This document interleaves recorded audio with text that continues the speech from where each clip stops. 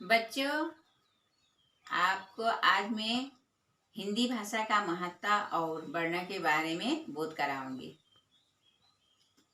तो संपूर्ण हिंदुस्तान को बोध करने वाली हमारी भाषा है हिंदी।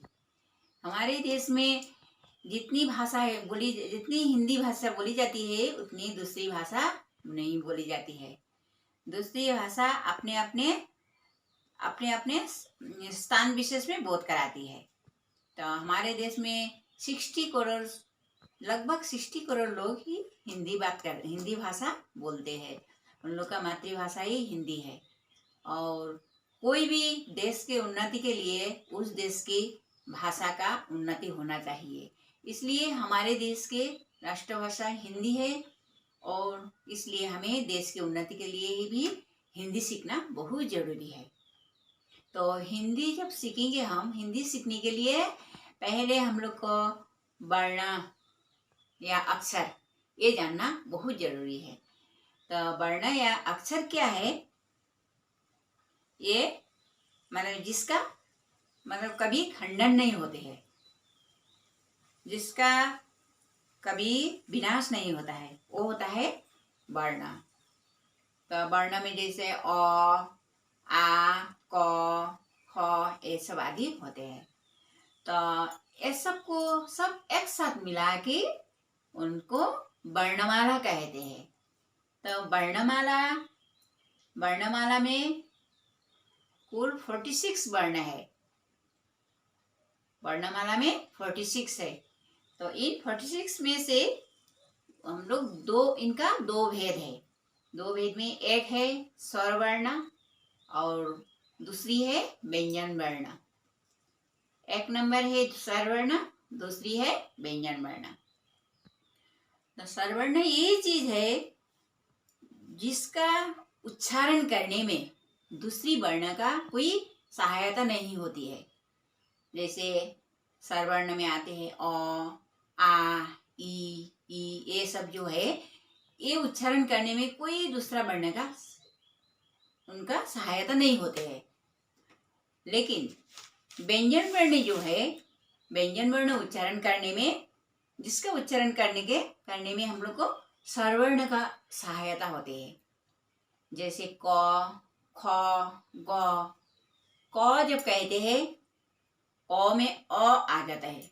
क, ख जो वो स्वरवर्ण का सहायता होता है, तो उससे वो व्यंजन वर्ण है। ये स्वरवर्ण व्यंजन वर्ण सब क्या है ये जानने के बाद ही हम लोग अक्षर भी सीख लेते हैं। अब हम आप लोग को स्वरवर्ण और व्यंजन वर्ण में क्या क्या नाम से होते हैं ये समझाऊंगी। वर्ण के दो भेद होते हैं, एक स्वरवर्ण, नंबर 2 व्यंजन वर्ण। स्वरवर्ण को इंग्लिश में भावेल कहते हैं और व्यंजन वर्ण को कॉन्सोनेंट कहते हैं।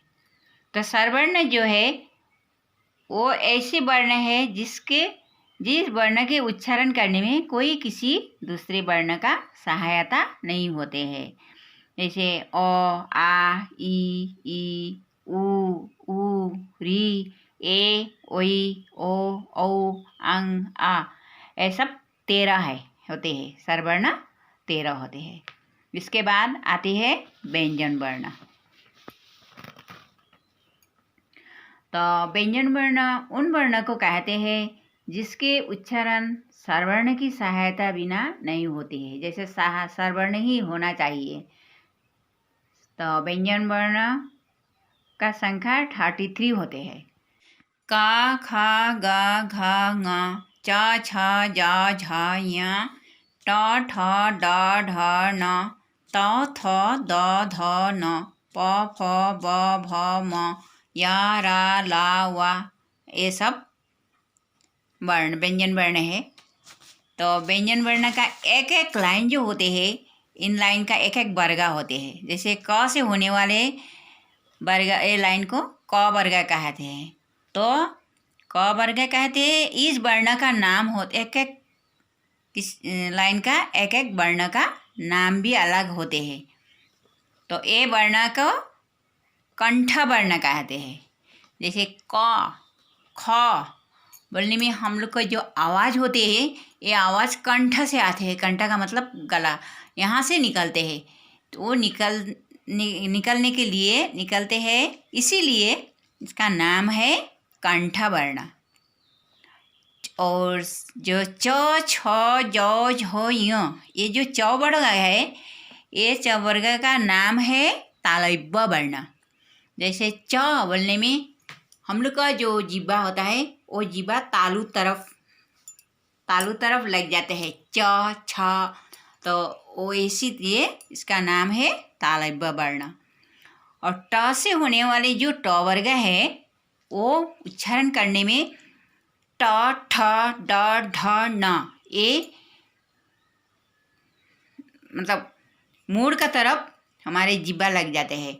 जिब्बा से जोर से मूड का तरफ लगकर उच्चारण होते हैं, आवाज़ निकलती है, इसलिए इसका नाम है मूर्धन्य वर्ण। इसके बाद त थ द ध न, ये भी त थ द ध न है, लेकिन इनका उच्चारण दांत जिब्बा टू दांत में लग जाते हैं, इसीलिए इनका नाम है दंत वर्ण। प से होने वाले प वर्ग जो है प फ ब भ म, ये इसका नाम है अष्टक वर्ण। य र ल व, ये है अंतस्थ वर्ग। स स स ह, ये है ऊष्म वर्ण। मतलब इसका उच्चारण करने में, आवाज़ निकालने में जितना जोर से स ऊष्म हो जाते हैं, ये उच्चारण करते वक्त हम ऊष्म हो जाते हैं, इसीलिए इसका नाम ऊष्म वर्ण। क्ष त्र ज्ञ स्र, ये है संयुक्त वर्ण। ये स्वरवर्ण में खास करके गिनती नहीं होते हैं, हालांकि हमारे 33 होते हैं व्यंजन वर्ण गिनती होते हैं। ये 2 वर्ण जो ऐड होके ये वर्ण बनते हैं, इसीलिए इसका नाम है संयुक्त वर्ण। इसका नीचे आते हैं ड्र ढ्र। जो संयुक्त वर्ण है, ये संयुक्त वर्ण का मैं दिखाती हूँ। क्ष, जो क्ष है, क्ष का इक्वल है क युग ये वाला सा, क युग सा, क्ष इक्वल क्ष। इससे जैसा अक्षर ऐसे सारे हम लोग निकल सकते हैं बानन। इसका बाद त्र का इक्वल हो गया त युग र त्र, त युग र त्र। जैसे नक्षत्र आते हैं, इसी तरह से स्पेलिंग निकलते हैं। ये हो गया ज्ञ। ज्ञ मतलब ये जो है ज युग य, ज युग य इक्वल हो गया ज्ञ। तो ये इसका से ज्ञानी आदि ये सब उच्चारण होते हैं। ये हो गया स्र, स युग र इक्वल स्र, स युग र स्र। जैसे हम लोग श्री लिखते हैं, श्री लिखने में वो स्र का उपयोग होते हैं। आज इतनी में समाप्त करती हूँ, इसके बाद कल 12 खड़ी पढ़ेंगे।